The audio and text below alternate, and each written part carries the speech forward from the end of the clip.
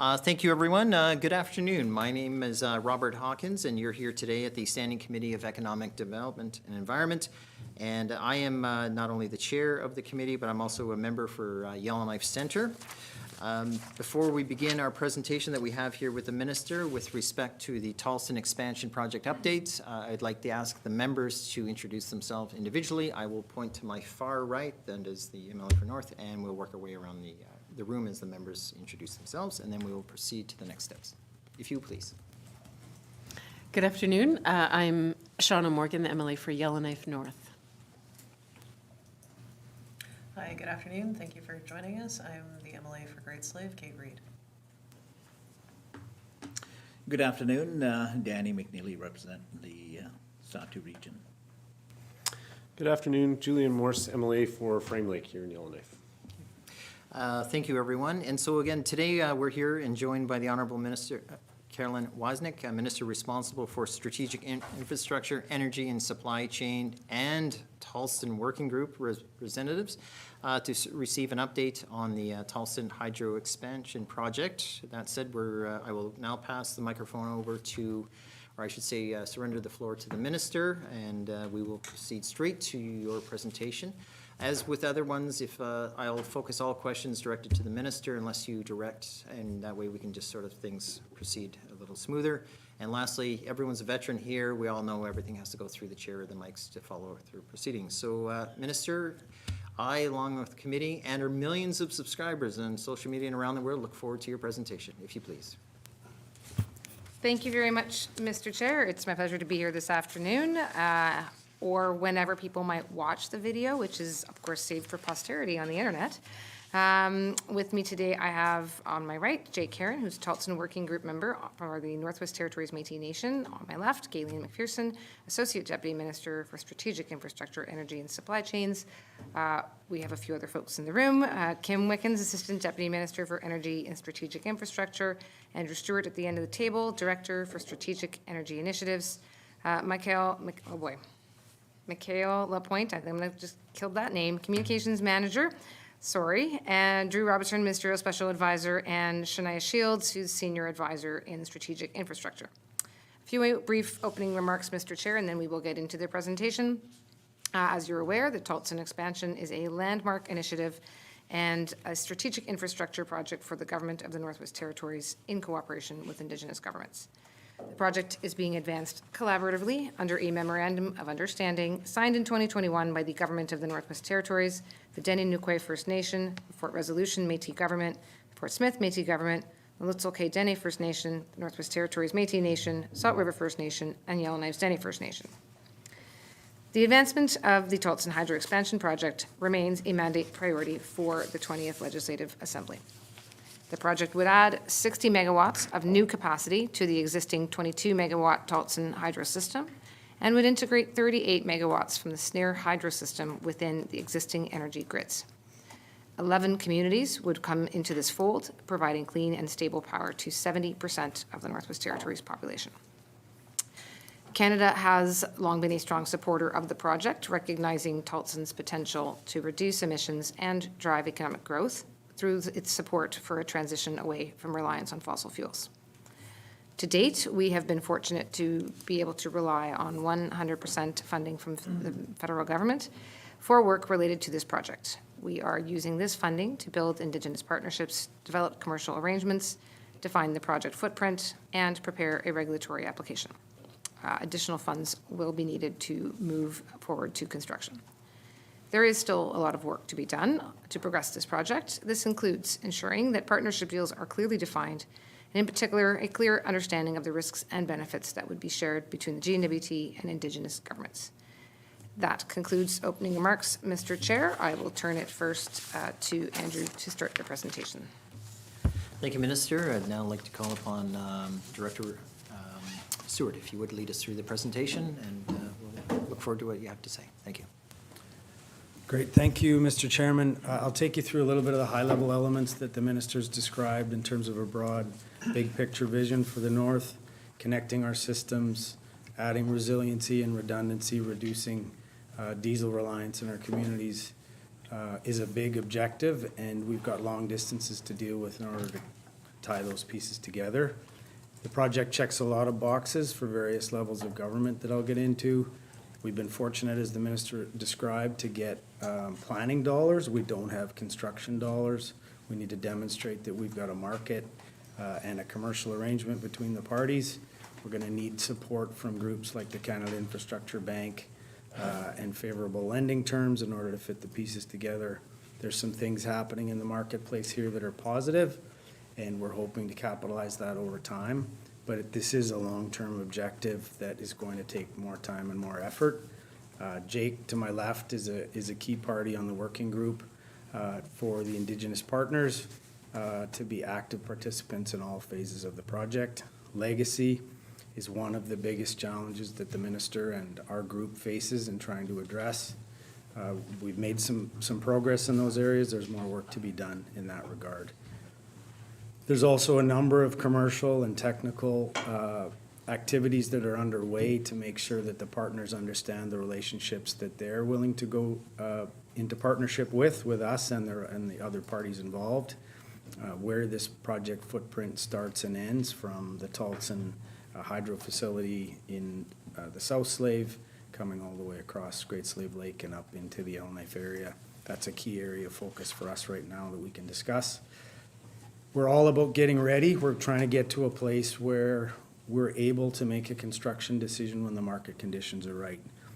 Those conditions aren't in place today, but there are some positive elements happening in the marketplace from a commercial and electrification perspective that could really help this project proceed to a construction decision. So I'll try to keep it brief.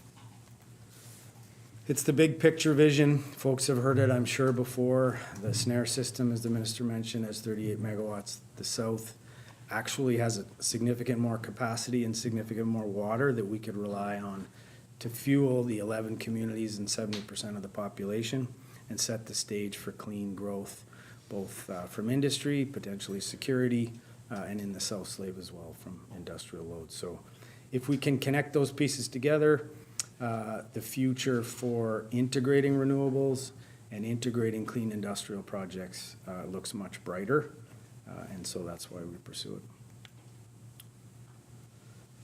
It checks a lot of boxes for various levels of government because we are connecting communities, we're displacing diesel, we're setting the stage for clean economic growth in the territories. It's going to have to unlock private investment. We're going to need to see industrial customers and electrification investments in the transportation sector in order for us to have the demand that's needed. But it also can add that resiliency to the north side where we run into droughts and have to burn diesel in years like we have previously in the last little while. It adds additional redundancy and resiliency to the system that we simply can't enjoy as an islanded system in the north and an islanded system in the south. It has to be done in partnership. That's where we started in 2021 with the Memorandum of Understanding. Jake's probably going to get into that in a minute. But providing partnership and economic opportunities through all phases of the project is the expectation, and the parties are at the table and they're working on their terms to see how and when they want to be involved in the project. So maybe I'll pass back to you, Mr. Chair. Jake may want to speak a little bit about the project partnership that started around 2021 that the minister identified. Thanks. Thank you, Director. No, it's mic free. Nope, you're good. We take it. As in, we have a guy in the booth. We have a team, not a guy, a team. Okay. We brought a team in for you, sir. Okay, so Mr. Herron, if you would like to lead us through the partnership, we look forward to hearing what you have to say. Okay, thank you, Mr. Chair, and good afternoon, everyone. Met some of you over the years. Anyways, I guess one could say, and I think I heard someone talk that this project has been going on for some time, and I think those of us that remember the DESE days, going back to, I guess, it's 20 years maybe, I've been involved with it since partway through the DESE deal, and I guess the real difference is that in the DESE days, just a bit of history, it was 1/3 Acacia, 1/3 Métis, and 1/3 government of the Northwest Territories. This project, in terms of the proposed project at this juncture, is that ultimately the ownership will belong to the Indigenous parties that all agree to work together. And as you can appreciate from the slide, the Det'anchogh have the Det'anchogh Dene First Nation have the Det'anchogh, which is Fort Resolution, Lutsulke and Yellowknife Dene First Nation. The Northwest Territory Métis Nation has the Fort Resolution Métis Government, the Fort Smith Métis Council, as well as the Hay River Métis Government Council. And given that Salt River a number of years ago withdrew their interest as part of the Det'anchogh, they decided to go on their own. And for a number of years, historically, they removed themselves from the table and weren't active. But I think for those of us who know the area, they're a good part of, not a good part, but part of the area for the proposed project is abutting their reserves, the Salt River reserves. So, but in any event, the leadership of the Salt River have decided that they want to be an integral part of this project. So we're doing everything to get them up to speed. At the same time, they're active members of our group. So I guess I just wanted to reemphasize the fact that this is probably the single largest proposed project that Indigenous groups will ultimately be in charge of. And I can tell you, when DESE was established, the Métis, Northwest Territory Métis Nation endorsed the project, and so did Det'anchogh. And we all know that when we talk about pure economic benefits, you may get some operational stuff in the short term, but this is a long-term foundational project. And I think our attitude at this juncture is that it's not any different.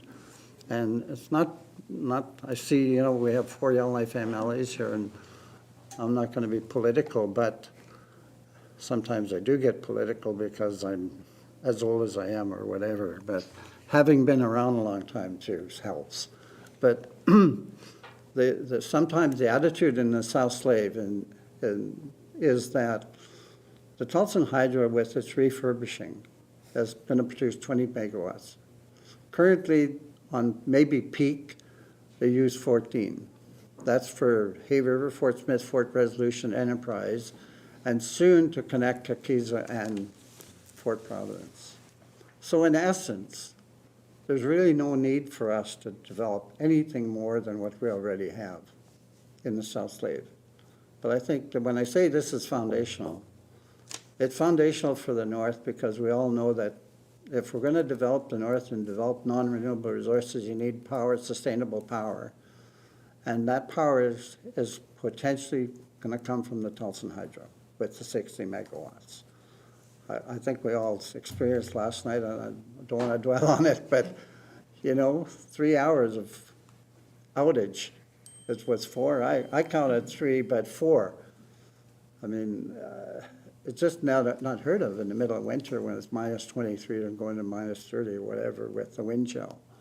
So I think if the North's going to develop, and you folks are the leadership in terms of political leadership, I mean, we're doing all the things that are, like when we did the DESE, we did all the environmental stuff, we did the hydrology, we did the optimization. We were not going to deal with money from Canada or anybody else. It was going to be privately financed, and that was the arrangement. Now we're looking to Canada, obviously, for low-interest land, make it economical. But so I just wanted to emphasize that we're not closing the doors to other Indigenous groups that may want to participate, but we're going to get our stuff together and subsequently just emphasize. I can't overemphasize that fact that this is going to be an Indigenous-owned project at the end of the day. Whether it's the transmission line, that's another issue, but as Indigenous people, we're seeing it across the country. We just had a conversation with a guy that they're building a 1,500 megawatt facility in BC that's going to be 100% Indigenous owned.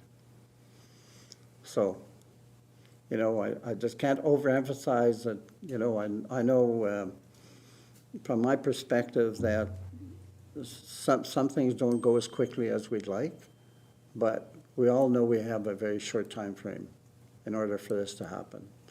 And so you can be assured from an Indigenous perspective, we're working hard together to try to make it happen and be compatible with the timelines that we think are going to get us the biggest bang for the buck, economically speaking, and from a finance perspective. So maybe I'm saying more than I'm supposed to, but anyways, this is, I'm just being truthful about the project, being truthful about the aspirations of having a project, and I'm not going to retire, Robert, until this project is well underway. Anyways, thank you. Thank you, sir. We've been friends for a long time, so I totally understand where you're coming from. Don't worry. And I hope we'll be friends forever. I just want to make one comment. I assume we're going back to the minister, Director Stewart for the thing. I do want to make just an observation. I think you're right. The legacy relationship and meaningful partnership will be a beautiful sort of outcome of this ultimate end, as you pointed out in your words. So, Director Stewart, are you continuing the presentation? Thank you, Mr. Chair. Yeah, I can keep. Or going. anyone who wants to. Or, yeah. Sure. They're all looking at you. Thank you, Mr. Chair. So as Jake was getting into, a lot of work has gone into getting the partners comfortable. There's a number of work streams underway. Legacy, which we'll get into in a minute, engagement, technical work, commercial arrangements, and routing.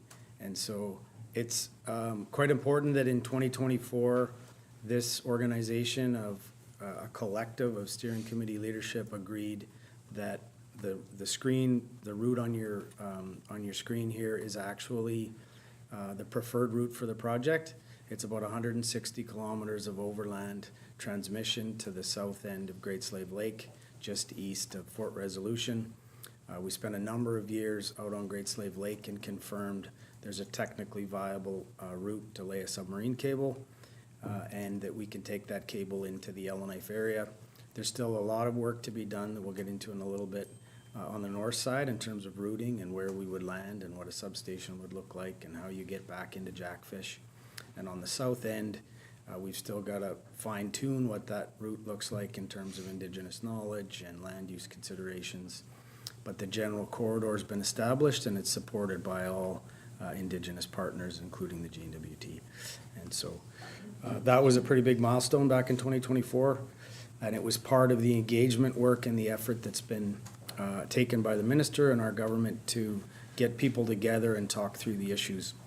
Another big issue that the ministers agreed to support and got a mandate from the steering committee to do so is legacy. It's a long-standing issue. It's talked about by many of our members. Every time you go into a community group or deal with groups that are close to the Taltson watershed, you hear about it. So it's been acknowledged. It's a functional part of the MOU and the expectations we're going to deliver on. In 2023, we compiled a report of the lived experience and in the public record, what's in the public realm about those impacts. We're monitoring what's happening at the legacy claim basis for each of the parties. The IG caucus is meeting themselves and reinforcing the need to deal with this issue. They agreed, and Jake was at the meeting, not me, but in April of 2025, they agreed to proceed on a parallel basis where we try to address legacy while we advance the main issues associated with the commercial arrangements and other aspects of the project. Pretty exciting that we were able to get the steering committee a face-to-face meeting with Minister Alty in November of 2025. That translated into a thank you letter just a couple of weeks ago, where every chief and president associated with the steering committee is now signed on and advocated for a bilateral process with the Government of Canada to start to advance these issues in a meaningful way. Those are important signals of alignment and progress on the project. And it does really, it's really about all the engagement and the work that the members of the working group and the steering committee do to get people comfortable with technology like submarine cable. For example, when we started this process, it was not well understood. It wasn't understood that it happens all over the world, and it's actually been done in Canada for 60 years. Those kinds of opportunities to get out and hear from locals in other jurisdictions, in this case in BC, was really telling how important it is to get our membership out and let them have the experience and talk to people that have been involved in those kinds of things. We're doing a lot of work in the South Slave with Indigenous groups and Indigenous partners. That's going to have to continue as we gear up to do EA-related work and the baseline work that I'll speak to in a minute. But there's a whole collective effort at the leadership level and the working group level that requires a lot of participation and a lot of buy-in to get to where we have today. We need to see more progress in a number of areas, absolutely, and a sense of urgency does seem to be emerging at our level anyway. So, this fall, on that theme of getting people involved, getting them to understand what the circumstances are today, we were able to visit the Taltson hydro facility, the existing one built in the 1960s. A number of the members had never been to the facility before. NTPC was kind enough to give us a tour and show us around the existing facilities and the overhaul work that was happening. And then we were able to walk around the site and show them where the new facilities would go, where the expansion and the tail race and the penstock would be established, what improvements we could make around the power plant to improve water control, those kinds of things. And so it was very well received by the membership. So on the commercial basis, Jake was getting into it. Obviously, DESE was a different model, but many of the same parties are at the table. We're starting to get momentum in terms of a draft limited partnership agreement. We've made commitments as a group to establish a memorandum of intent, which is really about defining the legal entities that really wish to partner and proceed on the project. The Indigenous partners are also meeting actively, as Jake was talking about, to understand what they need to see in terms of an ownership equity opportunity, procurement opportunities through all phases of the project, and ultimately decision-making authority in a number of areas. And so all of those elements are feeding into a process that has to lead to formal commercial arrangements and commitments between the parties in order for us to proceed to the next stage. The customer market is really critical to the viability of this project. We know that there's a lot of activity or potential activity in the critical metals market in the NWT. EV adoption and transportation electrification in the communities that we would connect together has to be a piece of that puzzle. And we need to see things like the news about significant investment in security and military infrastructure in Yellowknife is one of those exciting opportunities where anchor customers could emerge to help make this a viable economic opportunity to pursue in the near term rather than in the longer term. And so right now we're focused, in addition to those commercial arrangements and getting the partners comfortable with the relationship that they're going to have with each other and with the project, it's getting into the details of what exactly the substation and routing information is in the South Slave as we head up from Twin Gorges, land in that area east of Fort Resolution, look at deep water, look at TK knowledge, get comfortable with where we would enter the water at or around a place called Stony Isle or Stony Point, move that up on an alignment that we're fairly comfortable with from a technical perspective along Great Slave Lake, but get into that Yellowknife area that's much more complicated. Use information, of course, from the membership of YKDFN and the broader public to look at where we would land that substation and route back to Jackfish in a pretty busy area while we factor in the land-based issues and environmental baseline work that needs to feed the EA.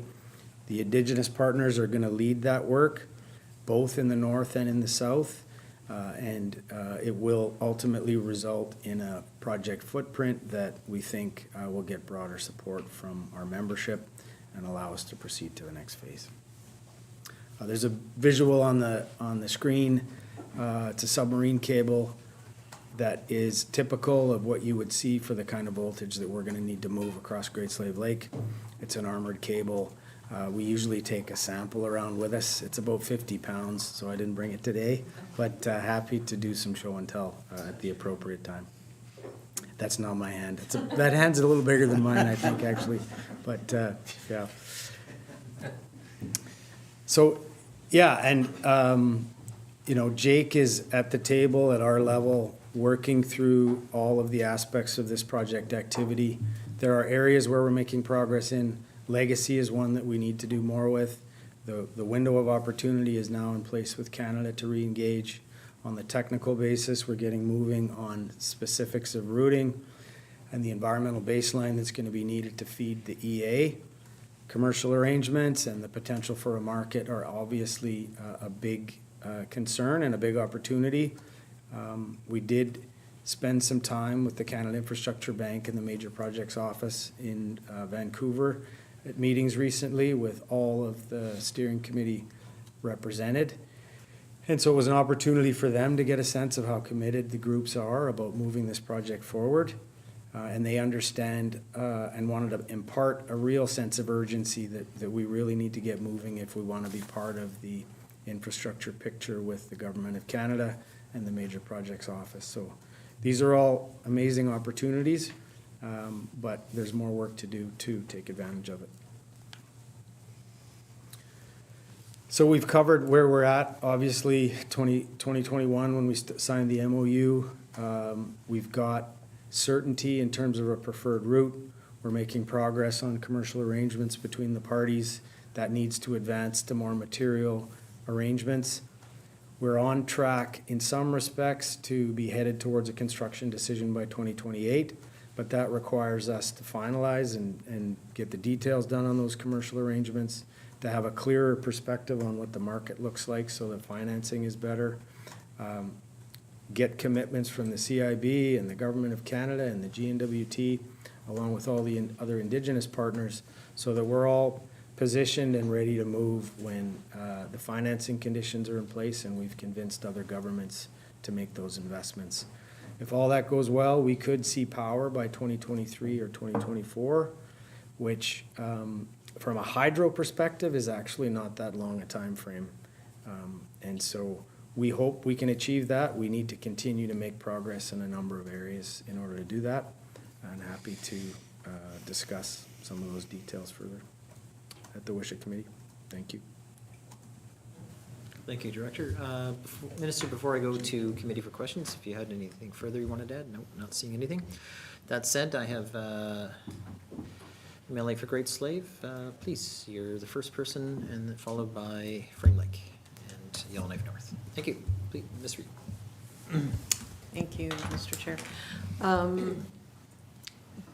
Thank you so much for the presentation, and thank you all for taking the time to be here. It's greatly appreciated. It's really wonderful to see a representation across the table from all of the partners, so thank you for that.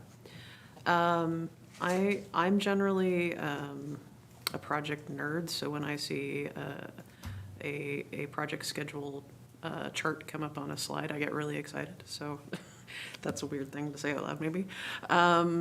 I guess my first question for the minister is, in terms of all of these elements in the proposed schedule and the project timeline, where are the areas where there is the most potential for slippage on that timeline? Thank you, Mr. Chair. Sorry if it's I'll go to the minister. Sure, I can start, but I actually think it would be, I mean, we have the benefit of having a team here, so it wouldn't hurt to perhaps get that same question answered by everyone that's here. I mean, I would say, to be frank about it, any one of these particular items on any given day could be where you see the slippage. So I went to the project readiness slide. It's number 12, if that's of some assistance, because that's sort of our key areas that we're working in right now. Legacy for a long time was the one that I think was giving a lot of us some heartburn, not knowing where the federal government would come in on that, not knowing really, even just really how to proceed in that in a respectful, way with a lens of reconciliation throughout. But some of the more recent directions that we've received, so one was, it may sound simple, but because we want to keep all work at the MOU as a group, it then meant that as a minister, I wasn't able to take off and do work on just one group's legacy issue. And so we did go back and discuss with the leadership to say, look, let's allow that to happen on a bilateral basis, because different groups have different types of claims depending upon their impacts. So that's now happening.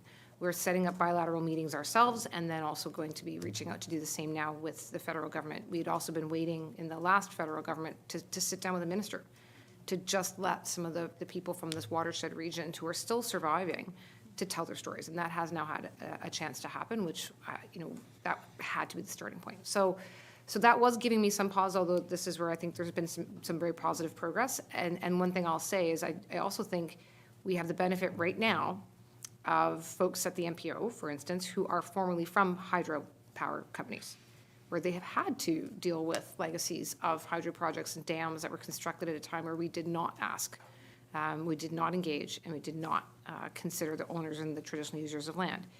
So she understands this challenge we're facing, and then having that voice and that advocacy is quite helpful, which does give a bit of urgency to resolving it while we have those voices within the federal family. So, the environmental, I think Director Stewart mentioned it a little bit. We do need to act on this one pretty quick. We're not behind yet, but it's going to get close, and we, of course, have limited seasons. Like every season, it's not like you can just start something now and things have to happen in a certain time frame. So this one is certainly on my mind right now as we're kind of coming into the summer season. But last but not least, I'd say commercial arrangements. That one is challenging, but I'll see if somebody else wants to talk about that one. Thank you, Minister. We're looking for a volunteer. Director Stewart, if you would, they're all looking at you again. Sure, thank you, Mr. Chair. I mean, I think it's really important to recognize that we have 7 or 8, depending on how many partners you want to count at the table, that weren't always aligned and weren't always willing to move to the next step. And by virtue of having that many decision makers at the table and allowing for them to take the time they need to get comfortable with new technologies and to get comfortable with advisors to support commercial discussions, I think we're in a good place to move quickly. We're hoping we've done the baseline engagement and built the relationships to a degree where we can move more quickly in the future, but it did take time to get here. Sounds good. Mr. Harron, would you like to come in on that? I You guess- leaned forward, so I assumed you wanted to. We'd love to hear from you. Okay. I would just add that, just from our experience of having to get not a homogeneous group of First Nation and Métis people working together has its challenges. And not only that, the magnitude of the project seems to be immense in scope, but I think what the DESE exercise did, and with the hydrology stuff and just the whole experience of having a Taltson Hydro developed in the first place in the early 60s exclusively for Pine Point, the legacy becomes something of a legacy in itself, in that the impact of the Taltson Hydro I would say in micro ways, is affecting people. But in a macro way, if you look at it, and I guess that's what I'd like to emphasize, that we've enjoyed some clean energy in the South Slave other people haven't enjoyed. Because when the mine closed, that's when the hydro really become an integral part of the lifestyle in the South Slave. So if you look at it in a broad basis from a macro perspective, we want to exploit that, not exploit it in a sense to exploit, but to take advantage of the opportunity to contribute to the rest of the North by having power transmitted from that part of the world. The other thing I want to remind you is that we're still in unsettled territory. Mm-hmm. And you have the Quechua and the Métis. We've been negotiating for 29 years, notwithstanding getting back to 81 and 82 when the Dene-Métis agreement started. Mm-hmm. So, but we have reached a consensus amongst ourselves, at least the leadership has, that we want this project to move forward as best we can. So, I mean, we can talk about the economics of it, we can talk about whether or not it's really risk-free, but at the end of the day, part of the risk aspects is that we say we're not going to mortgage our kids' future. It has to be able to stand on its own. It has to be viable enough so that my great-grandkids are not going to be burdened with a mortgage that they had no part to deal with. So I just want to emphasize that this is a project that but it could be the first project of its nature that other groups, and I think what Grace Lake, Grace Bay Road or whatever, I mean, we're all in this together, so this is the view that I wanted to share with you, is that we are on unsettled territory.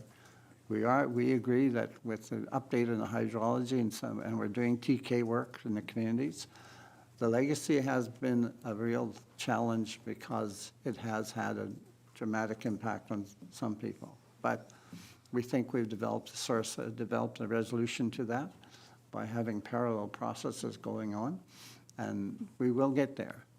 But anyways, I just wanted to also, express to you that as Indigenous people in this part of the world, we really we're seriously involved with it. We want to make it happen, and it's not only for us, but future generation, but and I think we all agree that it's for the development. If we're going to keep on depending on non-renewable resources, and I said the other day, with the resource revenue sharing devolution, right now, I know, and this is a little bit of a sore point for some of us, but I was at the table.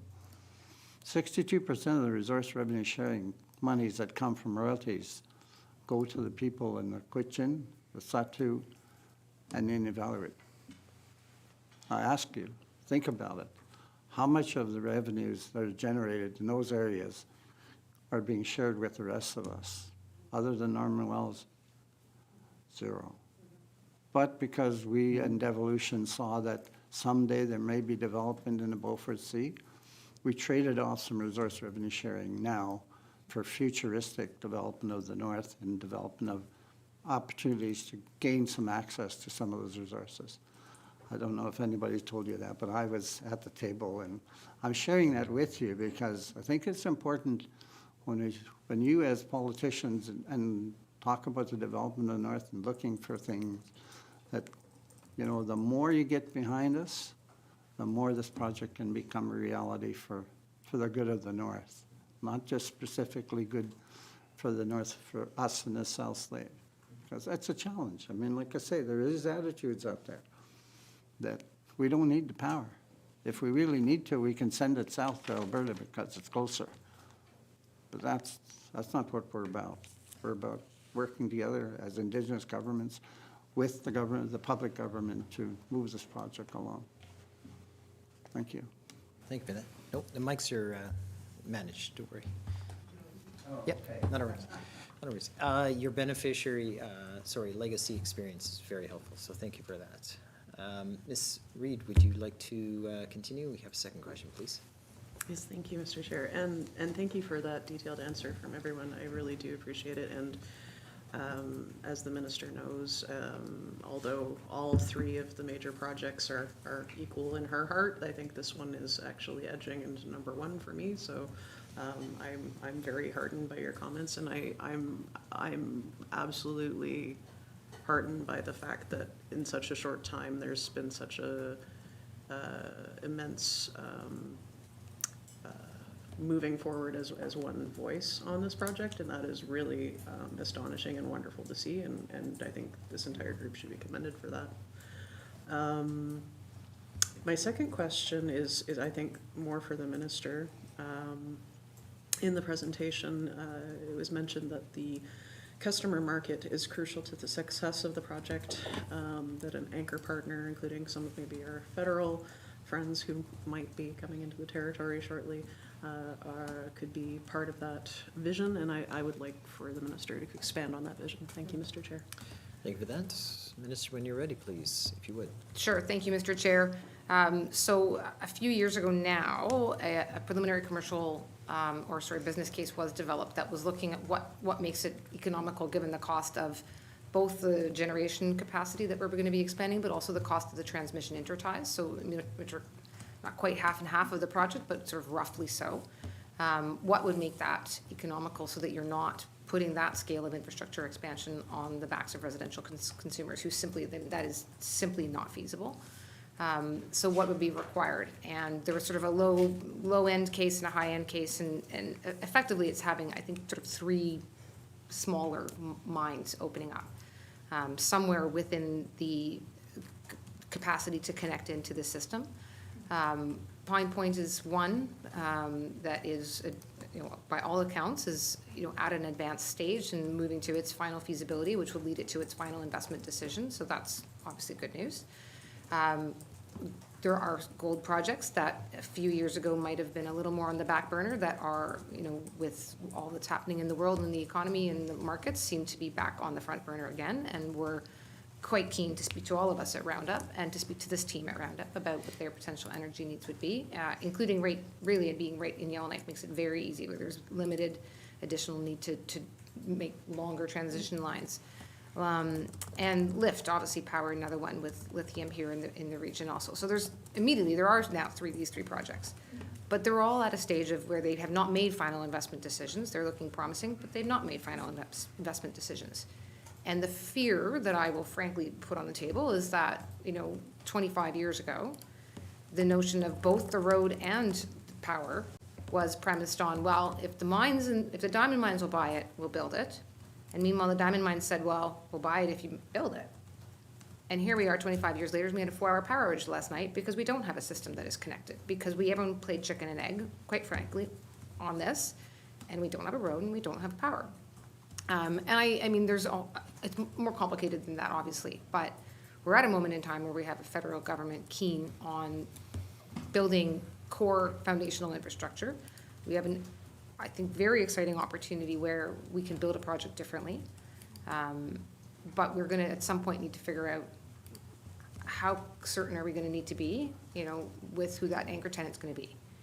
What is so exciting when you get a procurement notice from Department of National Defense talking about massive requirements in the city of Yellowknife is that is going to come with some significant energy requirement.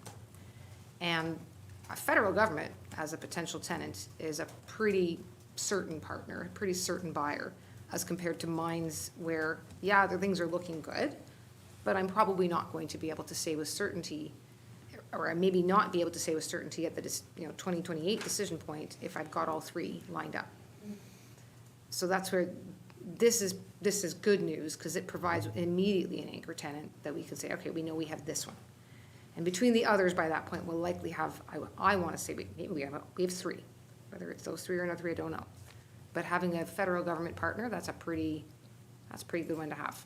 So that's what makes that so exciting for us, is that no longer are we going to have to kind of play a bit of a not sure which mine's going to go forward when game, other than to say that we know that without the power, arguably none might. But having the military come in with a long-term major investment, they're going to be around for a while. Okay, thank you very much, Minister. I now have MLA Morris for a couple of questions, please. Thank you. First question that stood out to me on this one is looking at your timeline.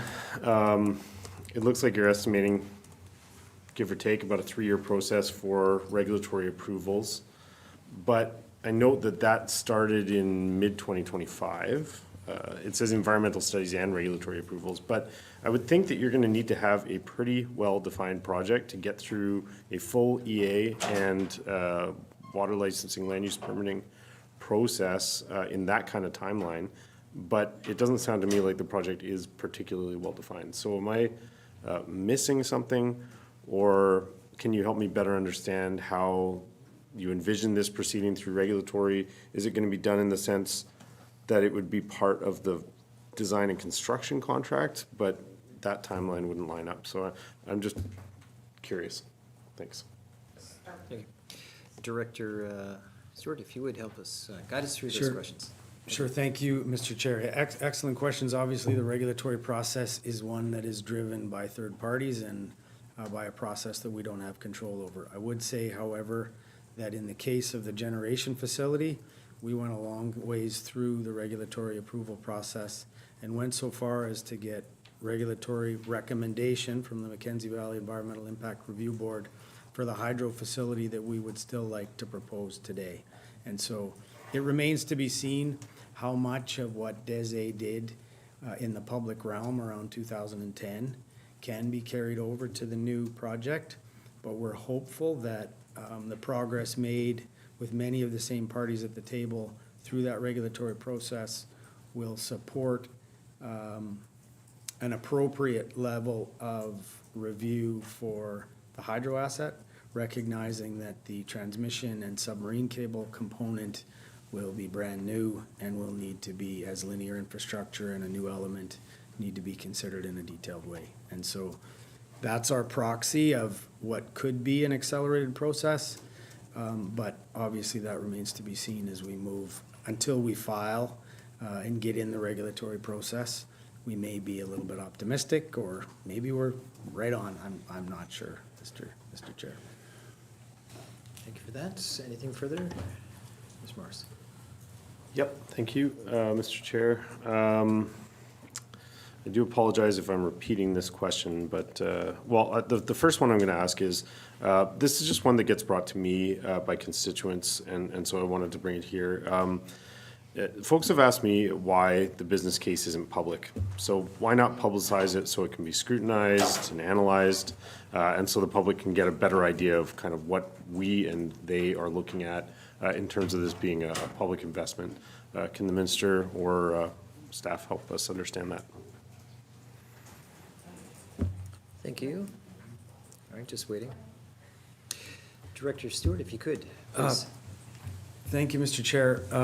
There are numbers in the public realm, and I believe the minister's referred to those in a range, and I think a range is an appropriate level to present details when you're not at a construction point, and a lot of things can change between now and then.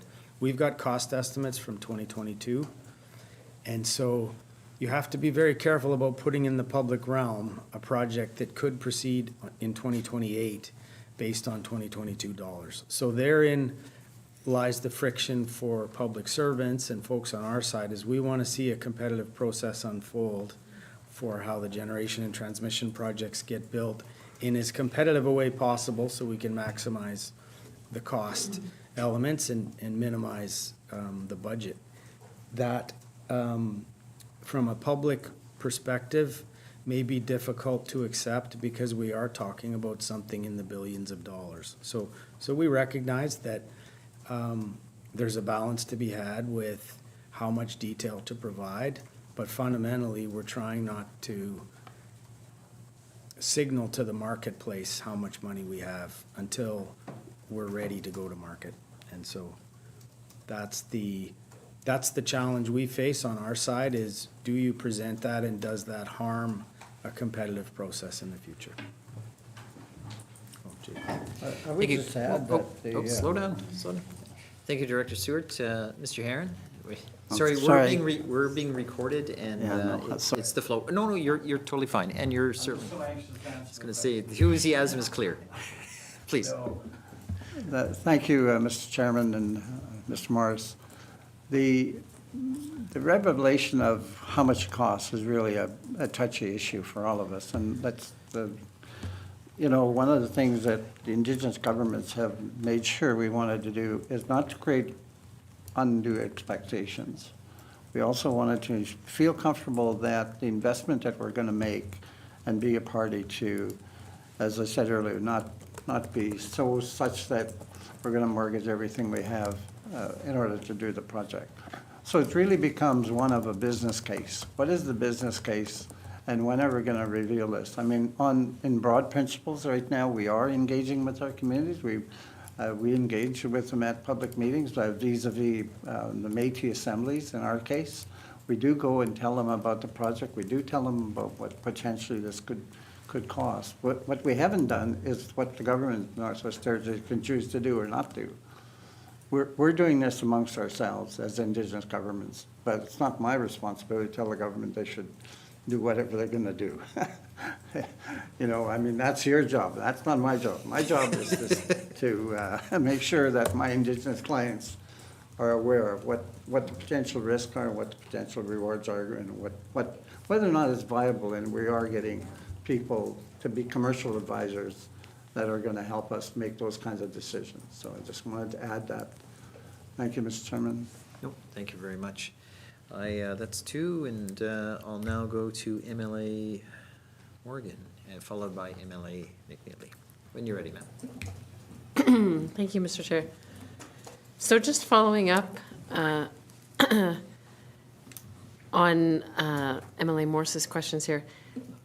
So I think Mr. Heron makes a great point in terms of what, his role is in all this and what our role is. And so our struggle, I think, is that we're responsible for trying to figure out what could be the consequences for the public purse or the general consequences for the public in terms of risk or liability or cost versus the benefit, right? And there certainly are some benefits, and overall the idea is good. I don't think anyone would disagree that we want a more stable grid, that a unified grid would provide benefits, that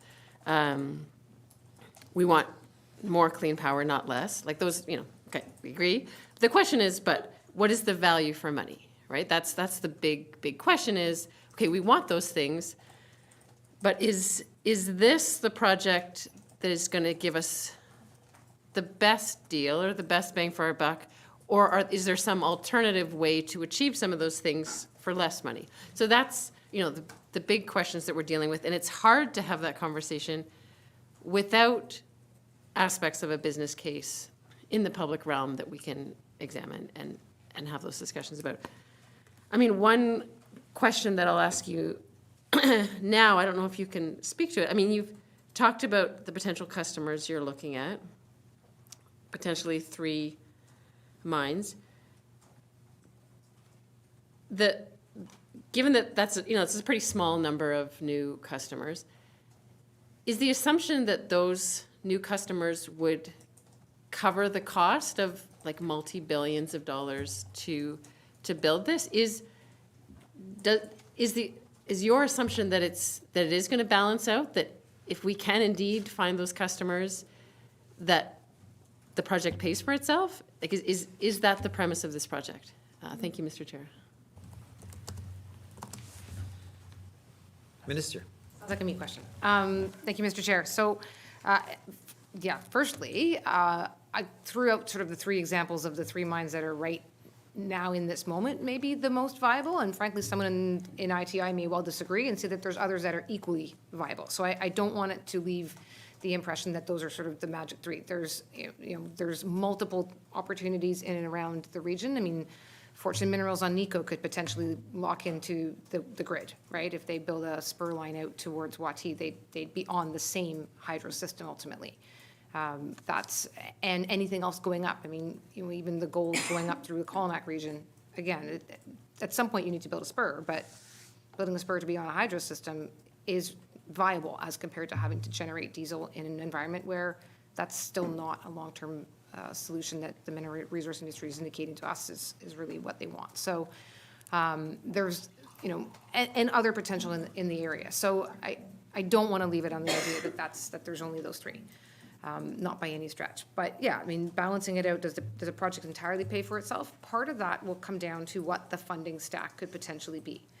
And this is where, I mean, I think we would want to look at, to the Major Projects Office is, again, a really exciting opportunity, because this is one of the things they do. They help determine an appropriate funding stack. What amount of the money can you get as a grant, whether from the federal government? What proportion of funding could Indigenous governments be seeking so they can own an equity stake, but be able to find that funding through alternative sources other than having to go raise their own funds through the private market? Are there grants available? Are there low-cost loans available? For the GNWT too, and I should mention Canada Infrastructure Bank, have been wonderful. They also actually met with the steering committee, gave an amazing presentation to say all the things I'm saying, because this isn't my area of expertise. I've learned this by being in this project and hearing these presentations and having them come and say, you need to figure out how it all stacks up. And some of it's you're gonna want some of it to be grants, recognizing the cost benefit of simply having, cleaner power to their communities and a stronger grid. There's a public value in that. But then there's also the current market or the current government that's really pushing where's the private market and all this. So there's a lot of different pieces in the puzzle of figuring out the funding. Yeah, obviously, the more industrial consumers we have, the better. It makes it a lot easier because they will pay for it. If there's none, that makes it a lot harder. Doesn't make it impossible. And one last thing, I know I'm conscious of time. I'm not pressed for time, but I realize we actually are supposed to end sooner than I realized. But It's the idea, uh-oh, and it's gone from my head entirely what I was gonna say. Sorry, it's been a long week. Oh, thank you. Thank you, Minister. We can always come back to you. Don't worry about that. So if you're having we'll call it a power glitch on those synapses with those ideas, don't worry. When you come back online, we'll come back to you. I can't resist. Okay, thank you. I'm going to go back to MLA Morgan, and at any time that we'll call it spurs. Oh, see, we just had to buy a bit of time. See, power's back on, thanks to the team. Okay, Minister, if you would. Thank you. It was the idea of the alternatives. So these poor folks hear me harass them all the time for what alternatives there might be. What about this? What about this? What about this? What about this? They're very patient. Can we connect into Alberta? Where could we connect into? Could we connect into Saskatchewan? Can we get micronuclear up here? What is there enough renewables? I mean, I am constantly asking. And they are, and we check back in with Alberta, where their capacity is at. Check in with Saskatchewan. There's some stuff happening, maybe in northern Saskatchewan, but the cost of running a power line at a high voltage rate is like $2 million per kilometer. Like, it's not inexpensive. And we don't need it in the south. We need it in the north. So we'd have to still connect our grids to make any kind of connection south matter. So then is micronuclear on somewhere on the horizon? So firstly, I'm not sure that the entire public isn't completely comfortable with moving to the potential of a nuclear power. I think that conversation's changing with the advent of new technologies, but it's not a foregone conclusion. Plus, as best as we understand right now, the only micro technology, I think there's a couple in Canada that are getting there, but they're in the mid-2030s. So the point at which they become commercially viable, as of today, is past the point when we think we can have this online. So I'm back to I'm constantly happy to hear alternatives. Maybe one of the many subscribers will kind of be emailing me tomorrow saying, I've got a solution for you, because people do that. But as of this moment, commercial viability is going to come ahead. But it's an issue. At some point, if the project gets delayed, the conversation does start to shift. And at some point, the commercial alternatives will be such that this will not make sense, which does create some urgency for us so that we can maximize the value to this partnership, so that the people on whose lands this thing exists can maximize their benefits from it. Thank you. Thank you very much. Glad we got you. I mean that. So I now go back to MLA Morgan. Please, when you're ready for your second question. Thank you, Mr. Chair. That is helpful. I'll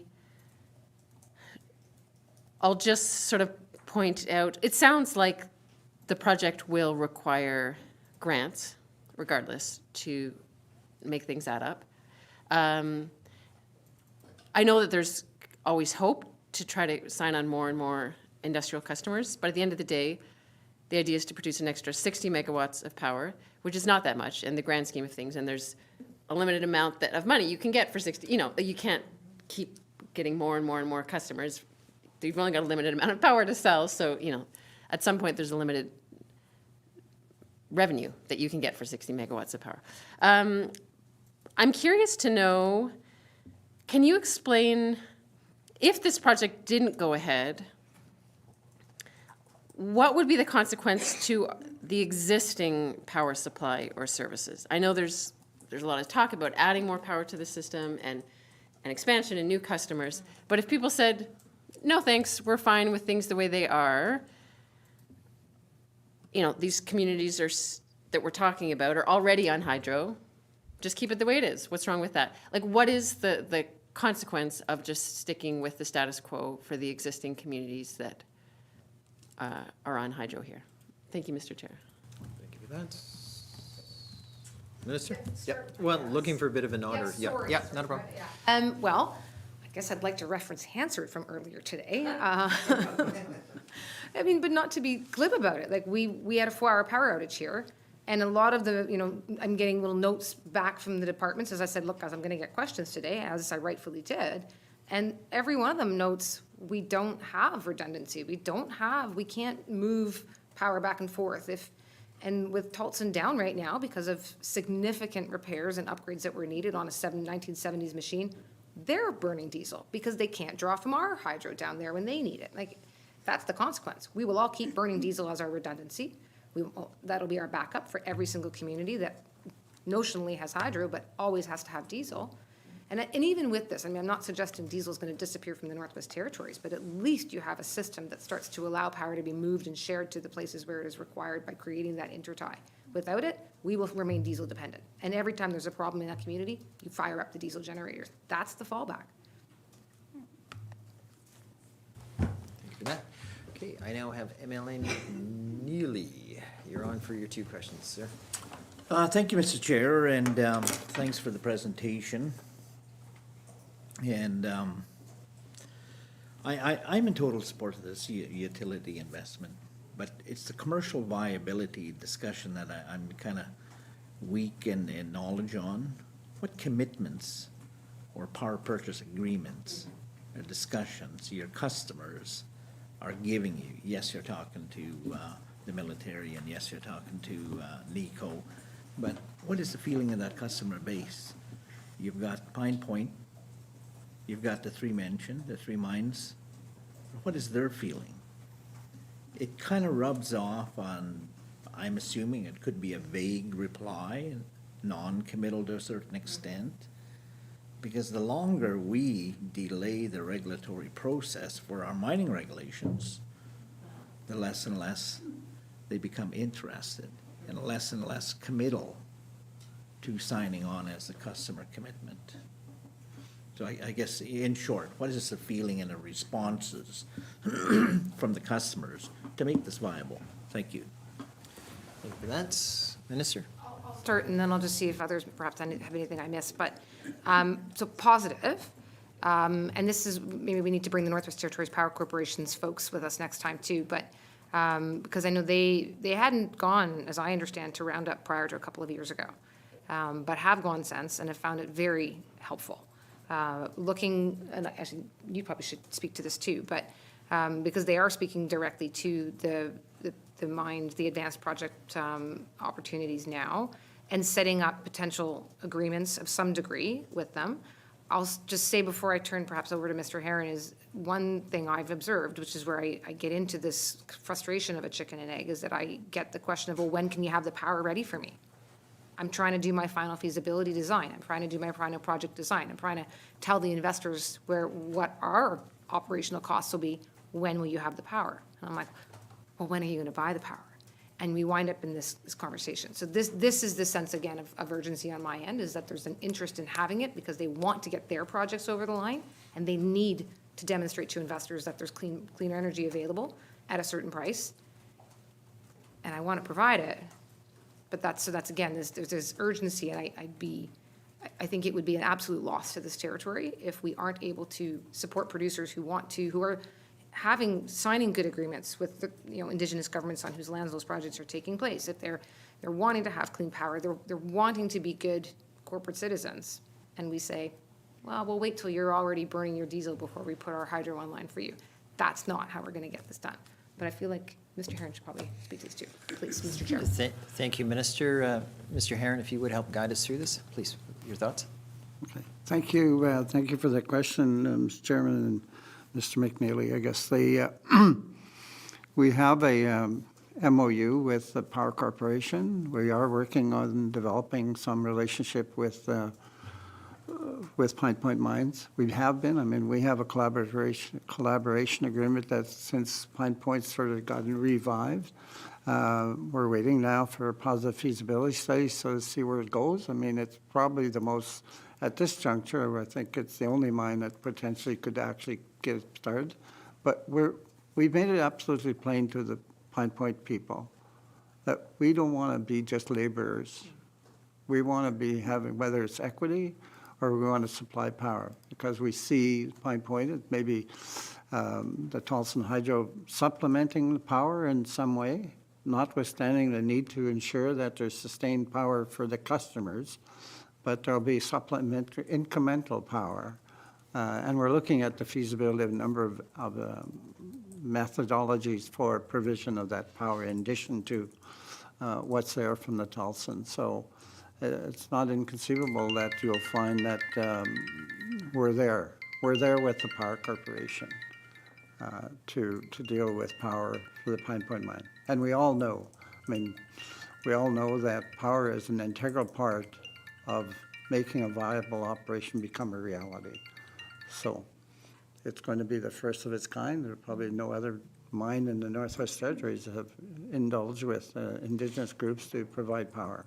But with the expertise of the Power Corporation and ourselves, we're working together collectively. So the deal hasn't been totally confirmed yet, but we're comfortable we're making good progress. So we are looking at alternatives, though, because there's not enough power from Taltson. But if you look at the timeline for Pine Point, I think they're talking about construction in 2028. That's not very far away. Anyways, to make a long story short, we're getting our ducks lined up for that with Power Corporation. Sure who's chiming in here. Unfortunately. Okay. I left my phone at home. My watch is ringing. You got a lot of leeway with me, sir. Considering all the years I've known you so well, you get a ton of leeway. Don't worry. Don't you worry about that. Okay, Mr. McNeely, if you had a further question before I want to squeeze in one noting time, but not you. I'm just saying I want to squeeze in. Please.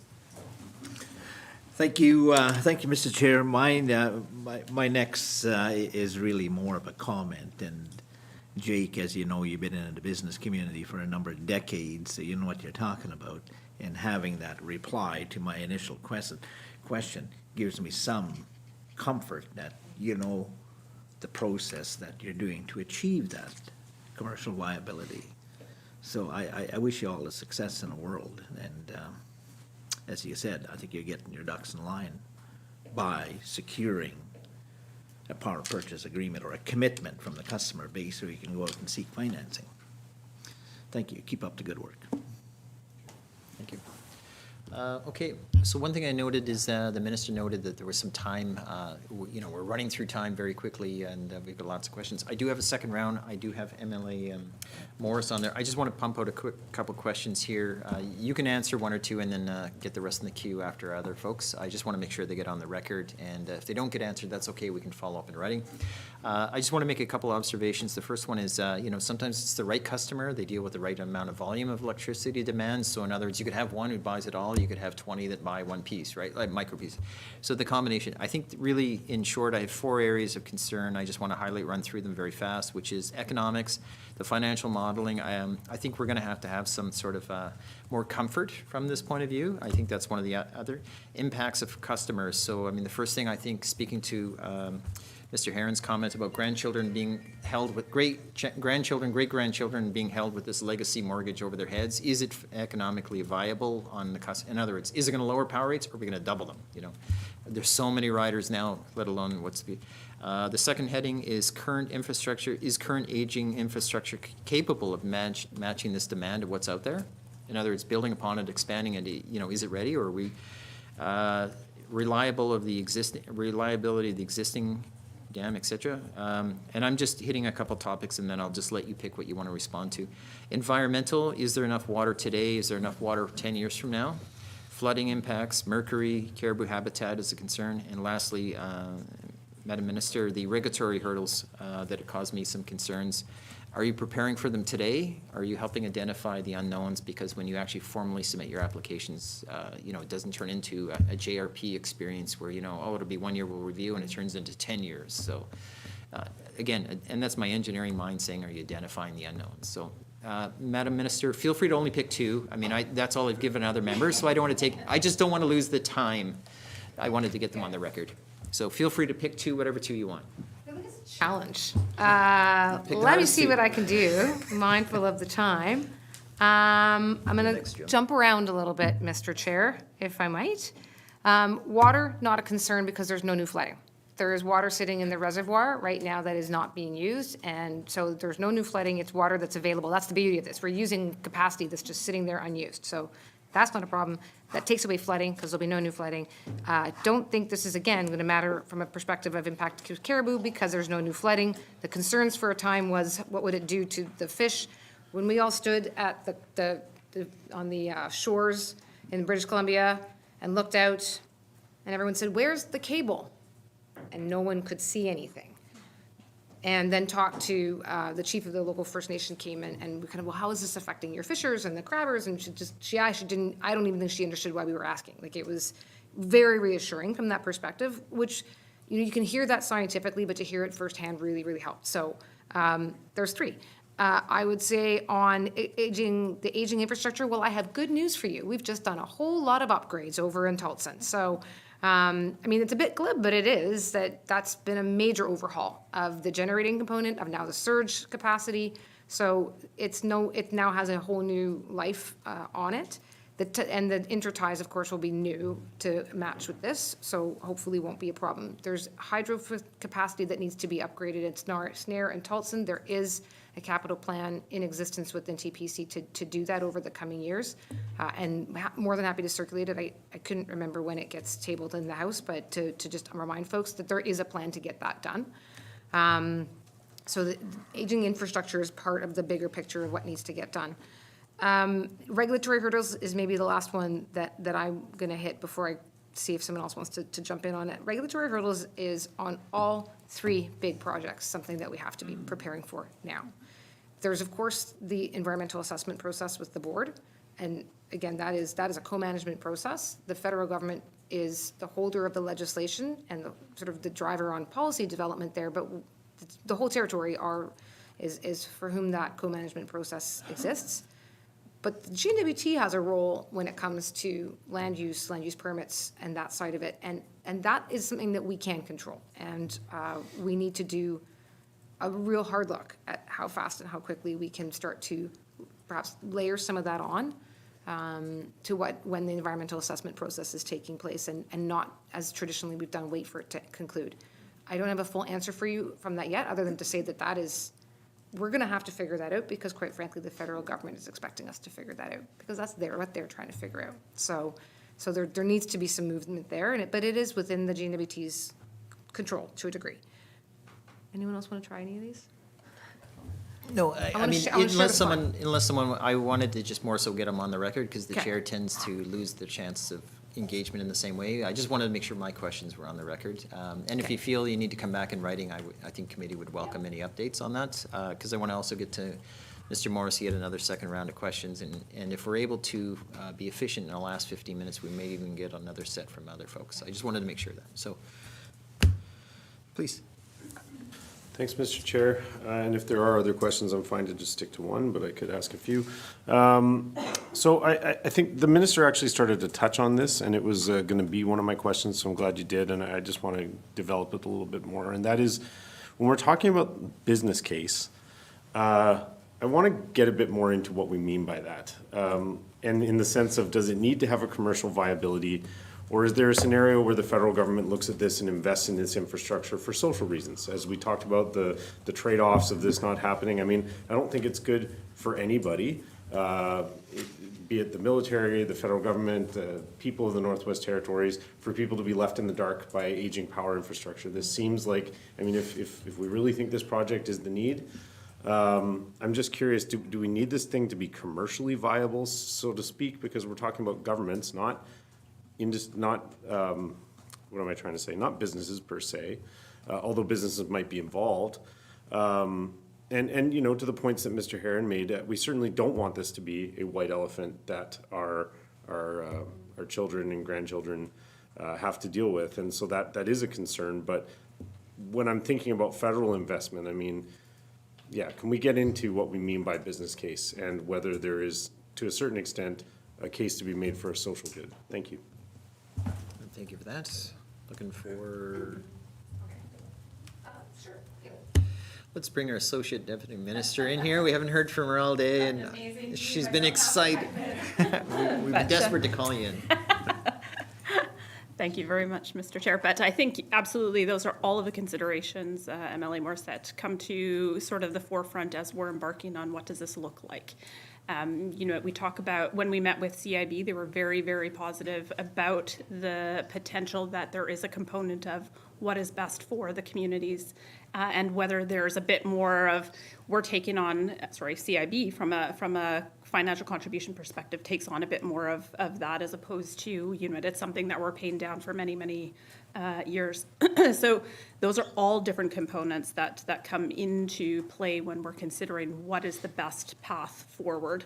It is going to depend on the different types of contributions, whether we're looking to defense as solely a customer and a pay-as-you-go sort of user, or whether they're actually going to contribute to the contribution of, the project and the construction of the project.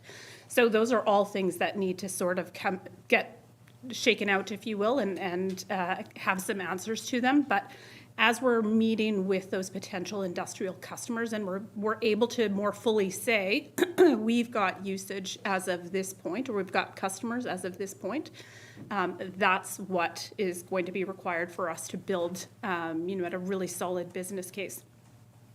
Going back to the previous questions in terms of, that push and pull between customers and build it and they will come. Some of the frank conversations we've been having with those potential industrial customers is that very point. They're saying, what, if you can do this by 2033, then I can hold off until that point. But I can't hold off much longer before I need to start explaining to my investors why I'm not able to, start producing. So there is that push for us to be looking at what are all of the opportunities to streamline processes, to get these confirmed industrial partners on board, to understand where the funding is coming from, and being able to say, what, in the regulatory space, we are the proponent at this point. It will be, working with Indigenous governments 100%. But we need to be able to show that when we're saying to other proponents of projects that there's the potential for parallel EA and other regulatory processes, that it is doable. So how do we set ourselves up for success in that regard so that we are shortening that 3-year time frame that you were looking at there, MLA Morse? So there's all of these components that, we don't necessarily have the answers to. We know that there are opportunities in all of them, though, to make it a better proposition for investment and to be able to deliver in the long run for industrial customers, because this is, as Minister had mentioned quite a few times, this is necessary not just for those industrial customers. This is in the best interest of Northerners and being able to provide reliable, affordable energy. And so that's sort of all of those things, I think, wrapped up in a little bit of a bow. Thank you. I appreciate that. Melanie Morse, would you have something further? I don't have anyone on the list. We have 10 minutes left to wrap it up. And do you want to squeeze another one in if you'd like?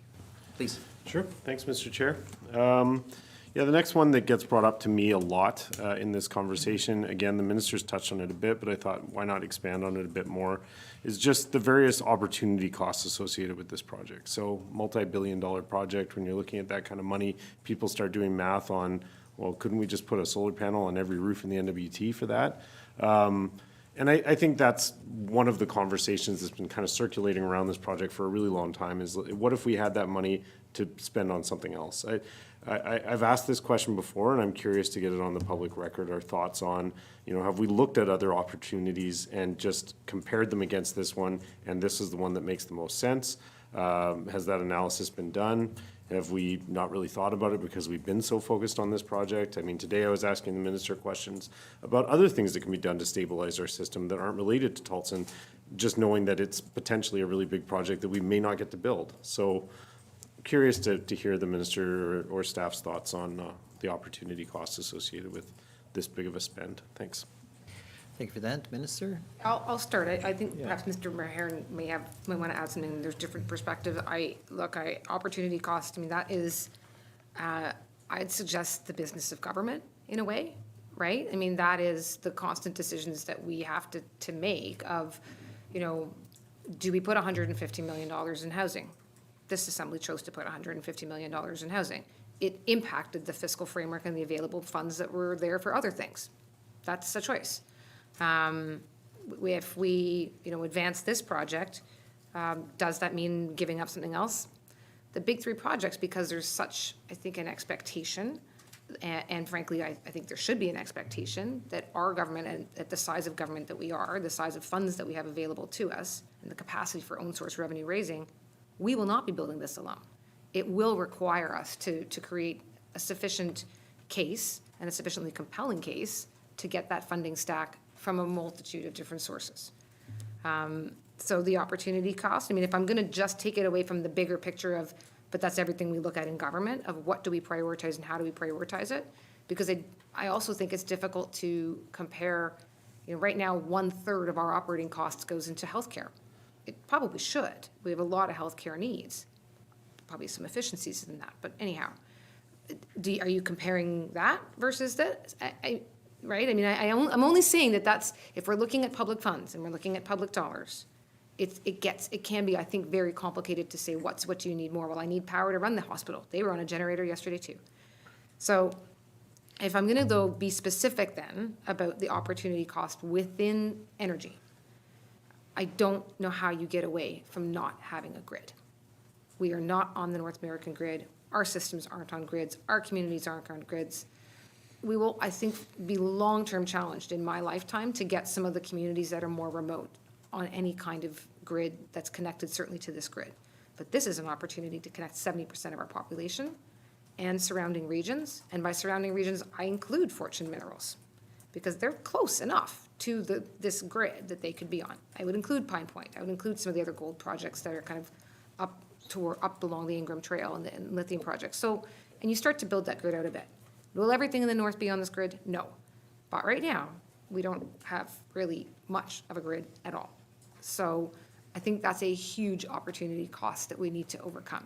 At the same time, while we're at it, if we want to add 60 megawatts, okay. One last comment, Mr. Chair, before I want to turn it to colleagues here, is I find in the north, sometimes projects like this where it's a $3 billion price tag-ish feels really big because our operating budget is not even that. And then I hear announcements from down south where they've announced a $90 billion commercial rail between, I think, Quebec City and Ottawa. The scale of costs that I think we sometimes find overwhelming here, and we're a small population, so, you know, per capita that, and maybe it's not worth it.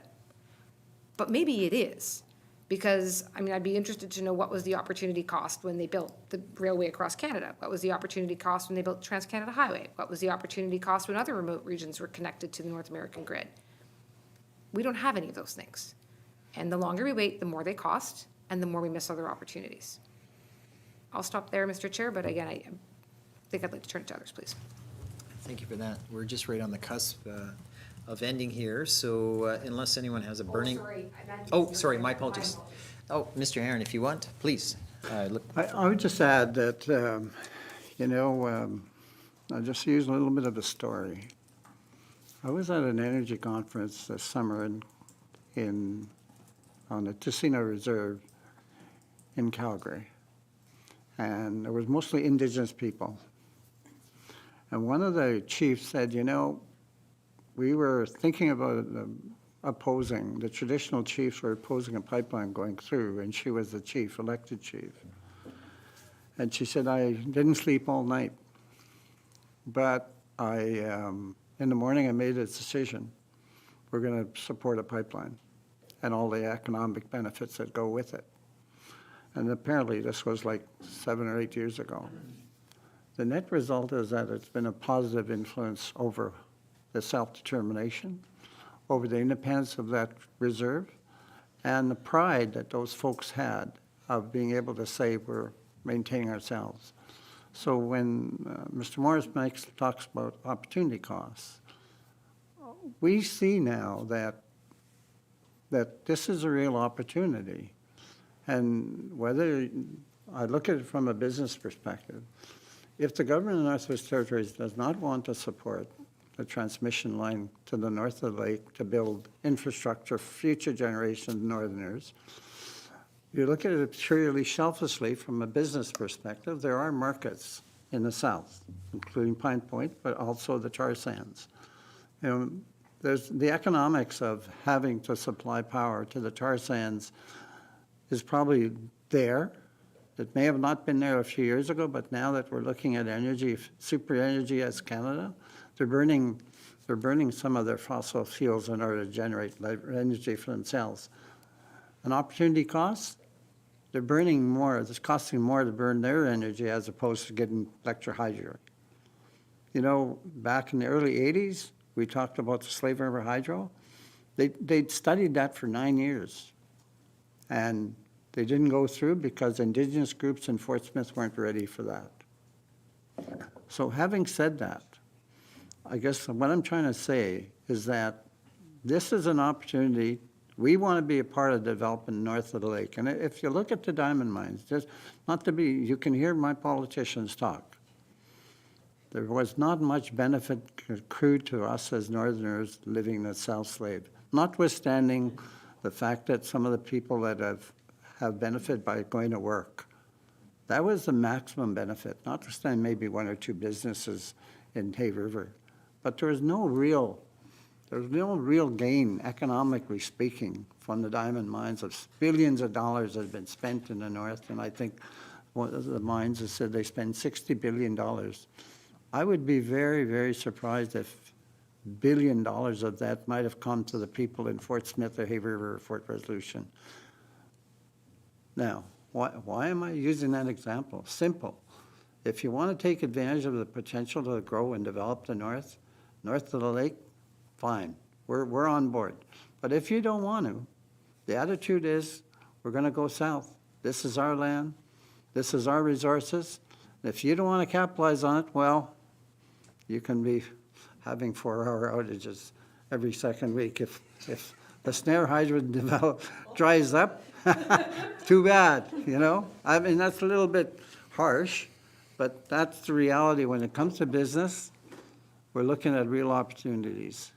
And I look, personally, because I spend a lot of time being a public servant, I look at the government's role that this power should be for all Northerners. And power, and I was getting to the First Nation woman, she says, I'm not going to be happy because until every First Nation has access to energy that they can afford in their homes. Energy is not it's not a public good per se in the broadest economic sense. It's not a free good, but in the minds of some of us, it should be because that's how essential it is to daily lives. So I just use that sort of macro assessment to say that this project is for the macro good of everybody, but yeah, we're not going to sit and wait forever. Like I said, there's a 1,500 megawatt facility being developed in BC for power in lower BC.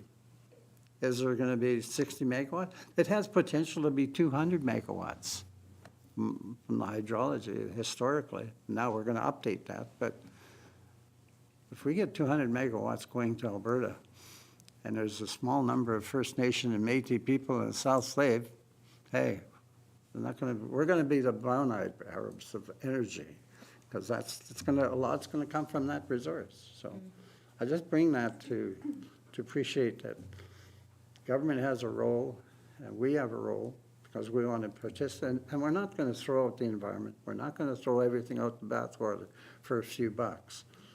We're going to be darn sure that it's going to generate the kind of revenue, the kind of benefit in the long term for our people. And I looked at Det'anchogh as a good example.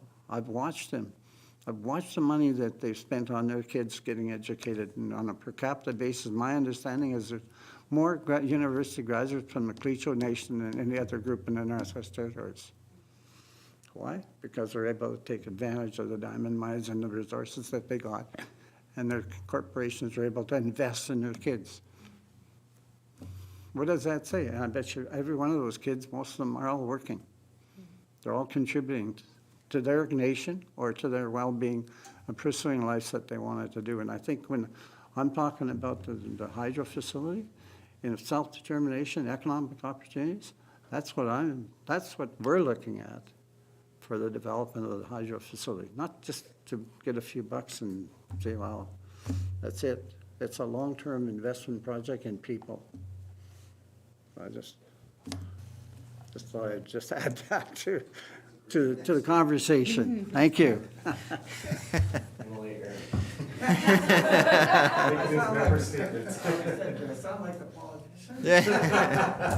Hey, now that hurt.